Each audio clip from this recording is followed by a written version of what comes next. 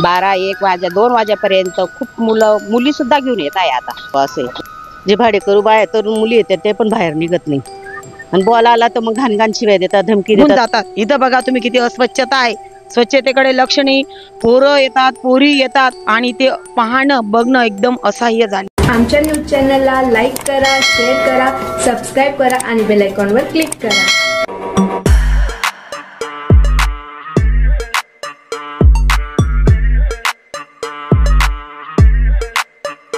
खळबळ.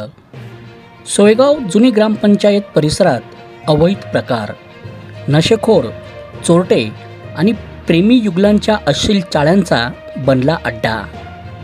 ग्रामस्थ संतप्त. चोरीच्या हिश्यांचे देखील वाटप होत असल्याची जागा असा आरोप ग्रामस्थांचा. बघा काय आहे प्रकरण फक्त रयतराज्य न्यूजवर. मालेगाव. सोयगाव येथील जुने ग्रामपंचायत कार्यालय परिसर हा शहरातील विविध भागातून नशेखोर येथे जमा होतात.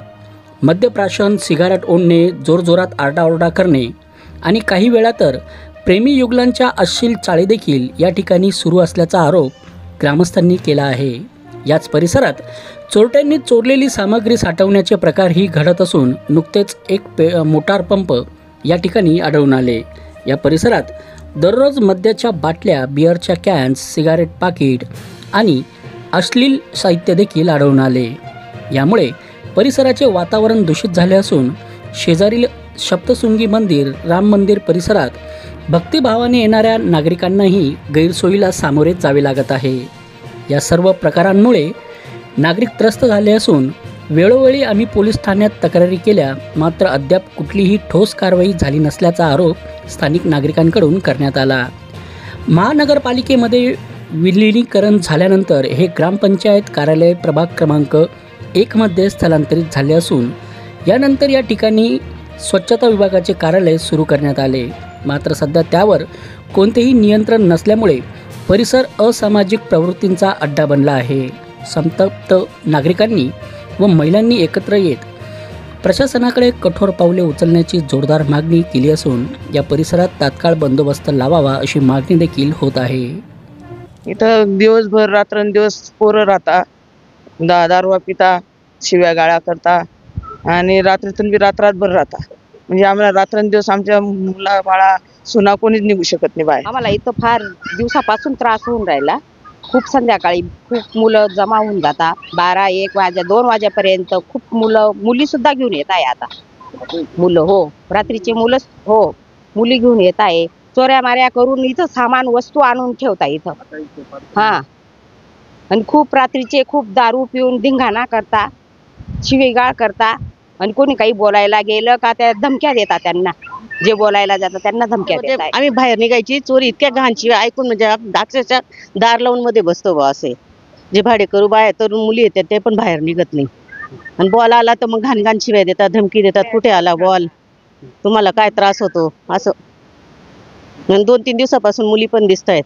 हा एरिया ग्रामपंचायतीचा असून मारुती मंदिर, तिथून नाही तर आपलं राम मंदिर सगळं आणि रेसिडेन्शियल एरिया, एवढा एरिया सुंदर असून इथं इतके चुकीचे कार्यक्रम होऊन राहिले.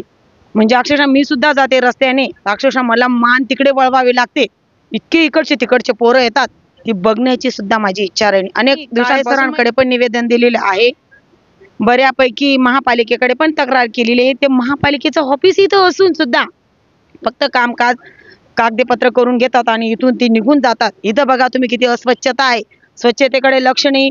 पोरं येतात, पोरी येतात आणि ते पाहणं बघणं एकदम असह्य झाले. आज जवळजवळ 3-4 वर्षापासून या एरियाला जे गुंड मुलं आहेत या गुंड मुलांपासून खूप त्रास झालेला आहे आणि आजही तो चालूच आहे.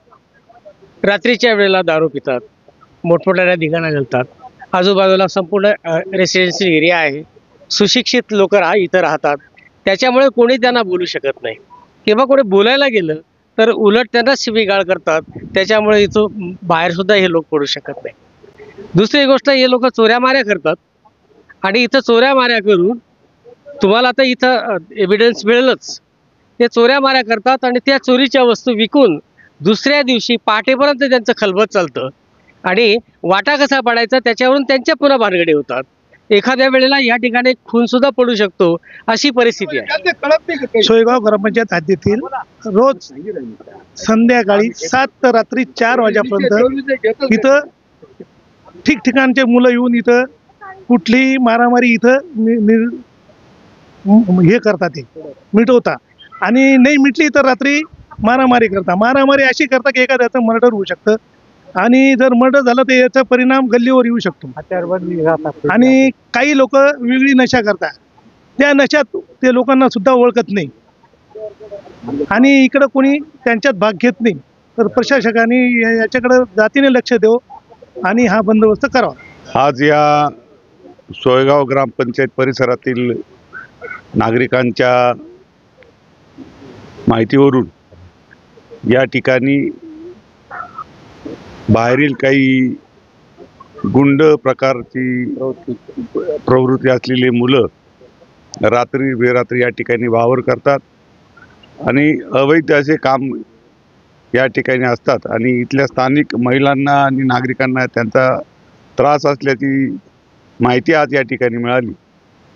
मी कॅम्प पोलीस स्टेशनचे PI त्याचबरोबर डेप्युटी साहेब आणि ॲडिशनल SP साहेब यांच्याशी चर्चा करून यांना कसा चाप लागेल आणि इथल्या स्थानिक नागरिकांना जो त्रास होतो याच्यापासून त्यांची कशी सुटका होईल, महापालिका प्रशासन आणि पोलीस प्रशासनाच्या मदतीने तसेच आदरणीय आमदार भुसेसाहेब यांच्याही कानावर हा विषय आम्ही घालणार आहोत आणि त्यांच्याही कानावर टाकल्यानंतर पोलीस प्रशासन आणि महापालिका प्रशासनाची एकत्र बैठक घेऊन लवकरच याच्यावर निर्णय करून या ठिकाणी जे काही 2 शेड आहेत आणि जुनी ग्रामपंचायतचं कार्यालय आहे, स्थानिक नागरिकांचा या ठिकाणी एक उद्यान व्हावं अशी अपेक्षा आहे.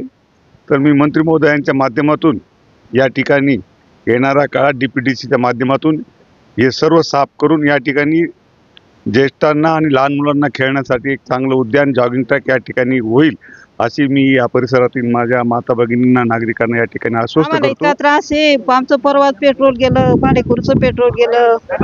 हा खूपच त्रास आहे आम्हाला. रात्रीचं बोललं तर त्यांना त्रास बी हे करतात, ती घाण घाण शिव्या देता, समोरच उभं राहून तोंडाकडे पाहता. हे चांगलं नाही बुवा त्यांचं, तुम्ही काहीतरी करायला पाहिजे.